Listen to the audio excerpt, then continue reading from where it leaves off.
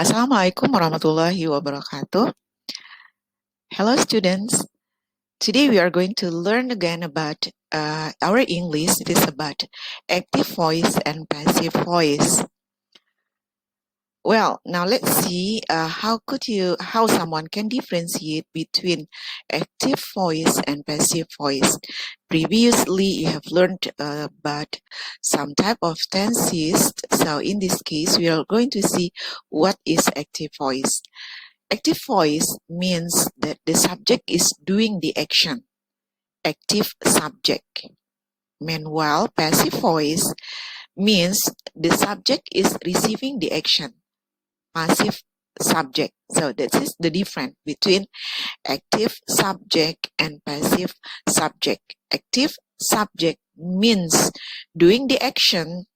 Passive subject means receiving the action. So that's something that you should know.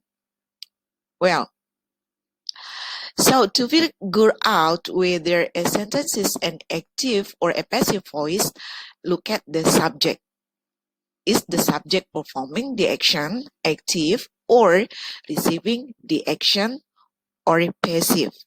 So by seeing the subject, we know whether the statement is active or passive voice.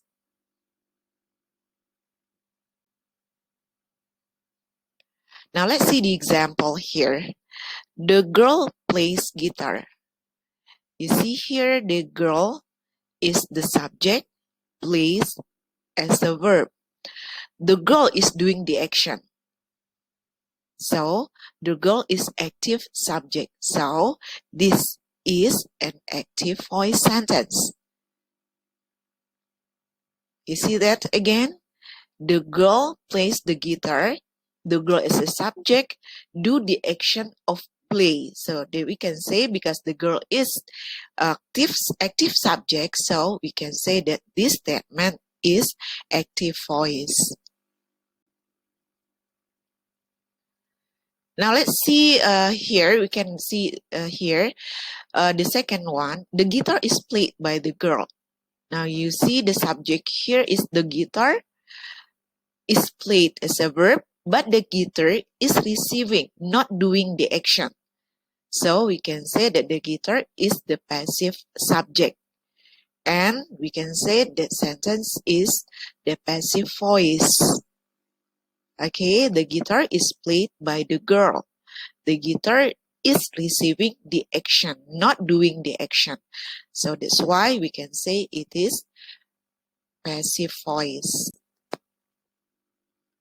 So why do we care about active voice? So it is what we know about the active voice is more concise, easier to understand, less work from the reader.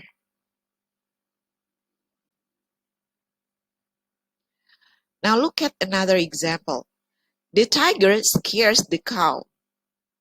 The cow is scared by the tiger.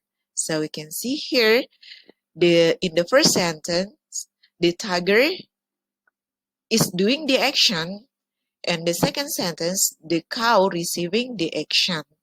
So we can say the first sentence is active one and the second one passive voice. Well, now let's see more the explanation. In the first sentence, the tiger is the subject of the sentence and is actively doing the verb's action. Tiger is active subject, so the sentence is active voice. And in the second one, the cow is scared by the tiger. Now, in the second sentence, the cow is the subject of the sentence, but the cow is not doing the verb's action. Cow is passive subject, so we can say that the sentence is the passive voice. Okay, now one thing that you have to remember that in making passive voice, we should keep the verb tense the same. Now let's see here another example. The pasta will be eaten by Maura. You see, will be eaten is the future tense. Maura will eat the pasta. Will eat also the future tense. So in the first one, the pasta will be eaten by the Maura. It is Passive voice, and the second one, Maura will eat the pasta, is active voice in the form of future tense. Well, now let's see the next sentence. Identify the verb. The lightning was seen by Ross. So, who is doing the verb action? So, we can say that Ross saw the lightning. Okay, as a recap, you can see here, active voice more concise, easier to understand, less work from the reader. Okay, thank you everyone. Bye-bye. Assalamualaikum warahmatullahi wabarakatuh.